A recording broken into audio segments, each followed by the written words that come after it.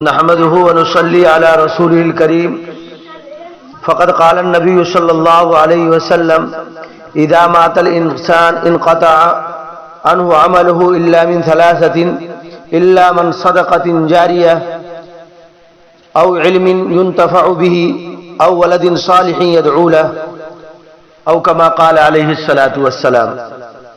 پہلے سیدھے سادہ اس کا ترجمہ سماعت فرما لیں۔ حضرت ابو ہریرہ رضی اللہ تعالیٰ عنہ سے روایت ہے کہ رسول اللہ صلی اللہ علیہ وسلم نے فرمایا، جب انسان فوت ہو جاتا ہے تو اس کا عمل منقطع ہو جاتا ہے، یعنی ختم ہو جاتا ہے، سوائے تین اعمال کے وہ منقطع نہیں ہوتے: صدقہ جاریہ یا ایسا علم جس سے فائدہ اٹھایا جائے، یا نیک بیٹا جو اس کے لیے دعا کرے۔ یہ جو ہم لوگ ابھی قرآن خوانی کر رہے ہیں یہ قرآن حدیث سے ثابت نہیں ہے، پہلے تو یہ ذہن میں بیٹھا لیں۔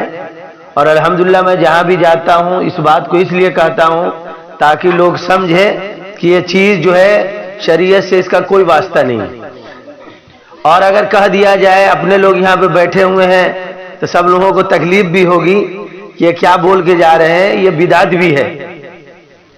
حضرت علامہ بنوری نے ان کے سائٹ پہ جا کر کے دیکھیے گا، اور دارالعلوم دیوبند کے سائٹ پہ، تو اس کو بدعت بھی کہا ہے۔ رہ گئی بات قرآن خوانی ہے، خود سے پڑھنا چاہیے۔ ہمارے شیخ محترم رشید الامت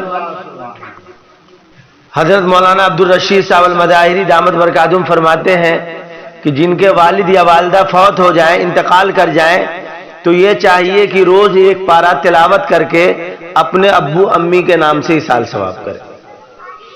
اگر کہیں آپ کو قرآن پڑھنے نہیں آتا ہے تو جتنا ہی آتا ہے اتنا ہی پڑھ کر کے ایصال ثواب کرے۔ کرے کچھ بھی نہیں آتا ہے، سورہ اخلاص ہی پڑھنے آتا ہے تو 100-200 مرتبہ یا 3 مرتبہ کم سے کم روز جو ہے صبح اٹھیے، نماز پڑھیے اور 3 مرتبہ قل واللہ احد اللہ الصمد لم یلد ولم یولد ولم یکن لہ کفوا احد پہلے پڑھیے اور ایصال ثواب کر دیجیے ابو کے نام سے۔ یہ کام کرنے کی چیز ہے۔ آج کل کیا ہے، والد صاحب کا انتقال ہو گیا، سب کام آدمی رسمن کرتا ہے۔ اس لیے کہا گیا ہے جو عمل صالح والا عالم ہے، جو صلحاء کی جماعت ہے، جو عمل کرنے والے عالم ہیں، ان سے مسئلہ مسائل پوچھنا چاہیے۔ کہہ رہے ہیں کہ حضرت مولانا رشید احمد گنگوئی نور اللہ مرقدہ حاجی امداد اللہ مہاجر مکی رحمۃ اللہ علیہ کی مجلس میں پہنچے اور وہ بیعت بھی نہیں ہوئے تھے۔ بہرحال واقعہ لمبا ہے، وہ رکے اور رکنے کے بعد جو ہے ذکر کیے۔ حضرت حاجی صاحب نے کہا کہ بغیر بیعت کے ذکر کرنے سے جو فائدہ ہونا چاہیے وہ فائدہ نہیں ہوگا۔ اس کی مثال حضرت نے کہا کہ ایک تلوار ہے اور اس کو جو ہے لا کر کے رکھ دیجئے تو تلوار نہیں کاٹ پائے گا، کمزور ہاتھ میں دیجئے تو بھی نہیں کاٹ پائے گا، اگر اس کو مضبوط ہاتھ میں ٹریننگ دے کر کے دیجئے تو کیسے درخت کو اور کیا کیا چیزوں کو کاٹ دے گا۔ کہہ رہے کہ اللہ کا نام کا جو فائدہ ہونا چاہیے، وہ فائدہ جو پہنچنا چاہیے، کتنا کیا کرنا ہے، وہ کوئی شیخ کامل ہی بتائے گا، یا جو اس درجے کو پائے ہوا وہی بتائے گا۔ اسی طریقے سے اللہ نے قرآن مجید میں بھی ارشاد فرمایا ہے، انما یخشی اللہ من عباد العلماء کی تفسیر حضرت مفتی شفیع صاحب رحمۃ اللہ علیہ نے معارف القرآن میں لکھا ہے کہ عالم علماء سے مراد وہ عالم علماء نہیں ہے جو نحو اور صرف اور منطق اور فلسفہ پڑھ لے۔ کہہ رہے اس کو پڑھ لینے سے تو شیخ سعدی نے بہت اچھا جواب دیا ہے، علم چنداں کی بیشتر خانی چوں عمل درنیش نادانی، نہ محقق بود نہ دانش مند کہ 4 پائے برو کتابیں چند۔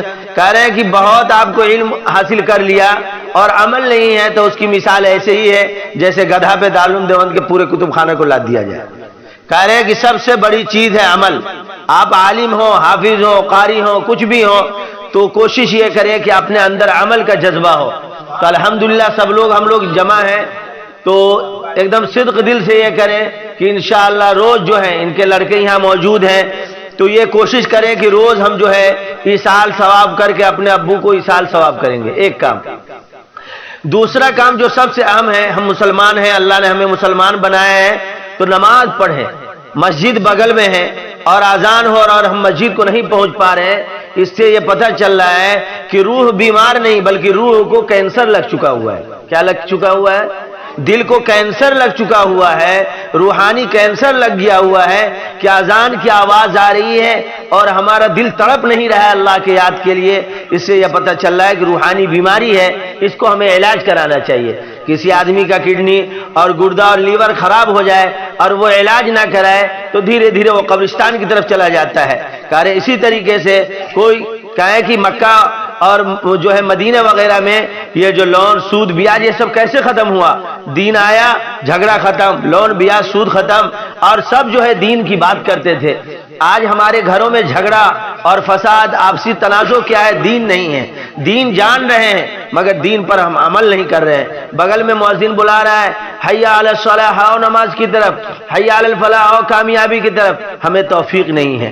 تو ہم آپ لوگوں سے، خصوصاً آپ تمام بھائیوں سے گزارش کرتے ہیں کہ آپ لوگ نماز پڑھیں۔ اسی طریقے سے اگر آپ لوگوں کے پاس گنجائش ہو، یہ میں نہیں کہتا ہوں جہاں آپ کی طبیعت ہو، آپ لوگوں گنجائش ہو، ابو کے نام سے کوئی ایک کام ایسا کر جائیں جو صدقہ جاریہ ہو، کہیں پائپ گڑوا دیں، معلوم کر لیں کس مدرسے میں ضرورت ہے یا کہاں ضرورت ہے، مسجد میں کہاں شیشے کی ضرورت ہے، ایک کام ایسا کر جائیں جو ان کے لیے صدقہ جاریہ ہو جائے۔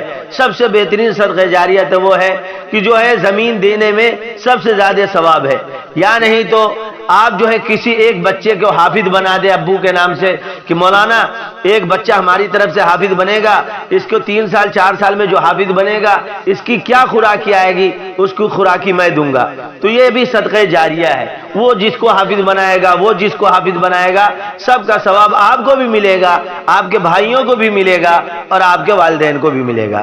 اور تیسری چیز کیا ہے کہ اللہ نے آپ لوگوں کو ان کا اولاد بنایا ہے، تو آپ لوگ اگر چاہتے ہیں کہ ہمارا باپ خوش رہے اور قبر میں مسکراتا رہے اور جنت کی کھڑکی کھلی رہے، آپ لوگ نماز پڑھیں۔ کیا پڑھیں؟ نماز پڑھیں۔ اور آج آپ نماز پڑھیں گے تو یاد رکھیے گا باپ تو خوش رہے گا ہی رہے گا، آپ کے آنے والی نسل بھی نمازی بنے گی، اور اگر آپ کو خدا نہ خواستہ کچھ ہو گیا، اللہ نہ کرے آپ کو کچھ ہو، آپ کی اولاد اور آپ کے بھائی لوگ بھی آپ کی قدر کریں گے۔ اس لیے میری گزارش یہی ہے کہ یاد رکھیے گا اللہ نے قرآن مجید میں فرمایا ہے کل من علیہا فان ویبقى وجہ ربک ذو الجلال والاکرام، یہ تمام کی تمام چیزیں، مولانا آ رہے ہیں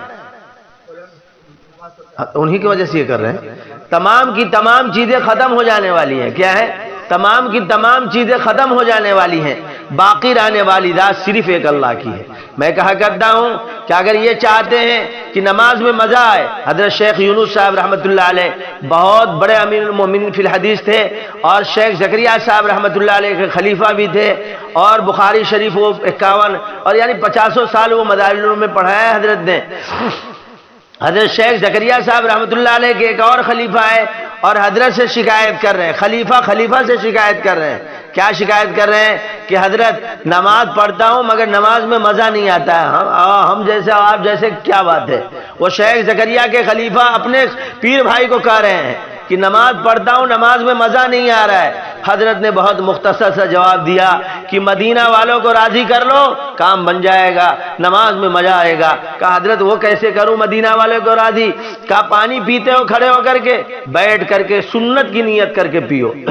کھانا کھاتے ہو دونوں ہاتھ گھٹوں تک سنت کی نیت کر کے ہاتھ دھو، دسترخوان بچھا کر کے سنت کی نیت کر کے کھاؤ، انشاءاللہ دیکھو کیا مزہ آئے گا۔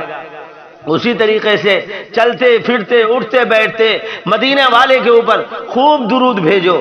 اب اس کے بعد کچھ دن کے بعد آئے کہ حضرت اب تو میری جو ہے ایک دم سب چیز ہی الگ ہو گئی، نماز پڑھتا ہوں جیسے لگتا ہے میں اللہ کو دیکھتا ہوں، اور جو چیز بھی کرتا ہوں ہر چیز میں مزہ آتا ہے، طبیعت چاہتی ہے خوب قرآن پڑھوں، خوب نماز پڑھوں، خوب ذکر اذکار کروں، جو پہلے دل نہیں لگا کرتا تھا۔ تو حضرت نے فرمایا میں نے کہا تھا نا کہ مدینے والے کو راضی کر لو، سب چیزوں میں مزہ آئے گا۔ اللہ نے قرآن مجید میں بھی ارشاد فرمایا ہے قل ان کنتم تحبون اللہ فاتبعونی یحببکم اللہ، اگر تم چاہتے ہو کہ اللہ تم سے محبت کرے تو تم محمد صلی اللہ علیہ وسلم کو راضی کر لو اور محمد صلی اللہ علیہ وسلم کو منا لو، اللہ تم سے راضی ہو جائے گا۔ اللہ ہم سب کو عمل صالح کی توفیق سے نوازے۔ وآخر الدعوانا ان الحمد للہ رب العالمین، جزا اللہ عنا محمدا ما وآلہ صلی اللہ علیہ وسلم۔